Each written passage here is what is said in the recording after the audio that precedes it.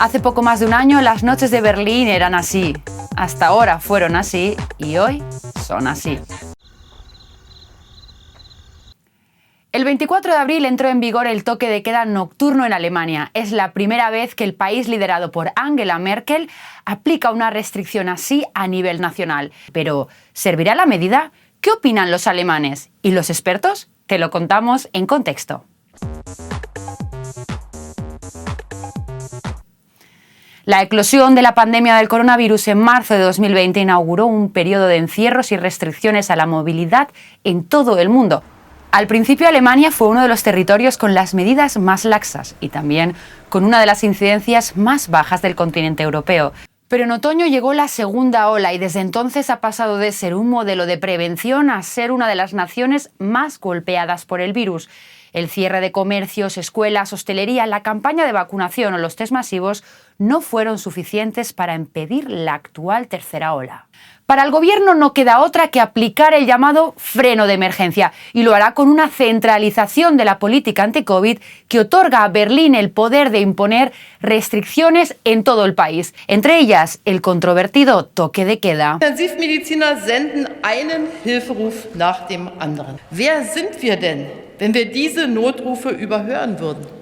Und deshalb müssen wir unsererseits alles tun, um die dritte Welle zu bremsen, sie zu brechen und sie umzukehren. En el momento en el que un municipio supere la incidencia semanal de 100 contagios por 100.000 habitantes, queda prohibida la circulación nocturna de 10 de la noche a 5 de la mañana, con muy pocas excepciones, como pasear o hacer deporte a solas y hasta la medianoche. La medida ha cosechado críticas en la oposición, el sector empresarial y parte de la sociedad civil, que la ven como una grave injerencia en la libertad de los ciudadanos. Según una encuesta actual, la medida divide la sociedad alemana. Para sus defensores llega demasiado tarde y para sus detractores en el peor momento, justo cuando en el hemisferio norte se sale del letargo invernal y las horas de luz invitan a pasar los días y las noches fuera de casa. Wenn der Frühling kommt, sind alle draußen und man wird das vermutlich auch nur mit einem Haufen Polizei hinkriegen und davon hat Berlin eh nicht genug, deswegen macht hier eh jeder, was er will. Und solange wir keine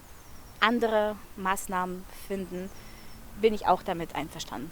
Ja, es ist schwierig, weil man sagt ja immer, dass die meisten Corona-Ansteckungen in geschlossenen Räumen sind. Und da es ja jetzt in Berlin noch nicht so warm ist, glaube ich eher, dass die Leute sich dann abends in der Wohnung treffen und da die Ansteckung dann sehr hoch ist. Das ist meines Erachtens, das ist eine politische Sache und das hat ganz wenig mit der Gesundheit zu tun. Pero, ¿qué tan efectivo es el toque de queda nocturno? La medida se basa en el amplio consenso científico de que los contagios ocurren generalmente en el ámbito privado. En teoría, mediante toques de queda, los contactos nocturnos y su consecuente propagación del virus deberían reducirse.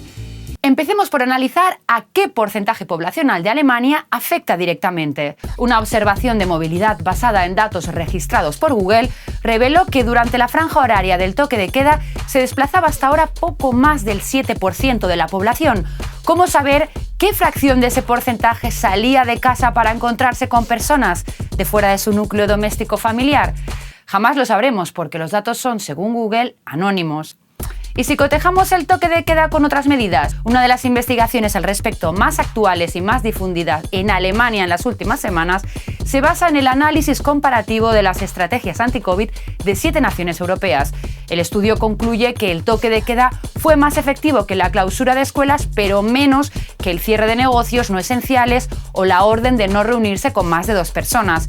No obstante, hay que tener en cuenta que ese estudio fue realizado en la segunda mitad de 2020, cuando primaba la cepa de Wuhan y las nuevas variantes aún no estaban en circulación, como es el caso de la Kent B117, o popularmente conocida como variante británica, que es al menos un 45% más contagiosa que la original y que significa ya el 90% de los casos de esta tercera ola alemana. Hace solo un par de semanas, un equipo de científicos alemanes envió una carta al gobierno federal solicitando la reformulación de su política anti-COVID. Los investigadores apelaron a la baja tasa de infección que se da al aire libre. Subrayaron además que la prohibición de salidas nocturnas podría ser contraproducente. Según estos expertos, en un contexto de fatiga pandémica, el toque de queda nocturno propiciará el aumento de reuniones clandestinas y con ello los contagios. En resumen, como ven, es una cuestión polémica. Hay posiciones encontradas en la sociedad y en el ámbito científico. El toque de queda es, según los estudios publicados hasta la fecha, efectivo en un grado relativo a la aplicación de otras medidas más severas. Queda por ver su eficacia ante la variante británica en el marco de la actual campaña de vacunación. Ahora se abren otras interrogantes. Si no funciona esta medida y la vacunación no se logra acelerar, ¿veremos una Alemania completamente confinada en verano? Cabe preguntarse también si, como vaticinan las encuestas, la estrategia anti-COVID del país teutón acarreará un grave costo político al gobierno. Y en septiembre, recordemos, hay elecciones. ¿Qué ocurrirá? Te lo contaremos en contexto. Síguenos en redes para no perdértelo.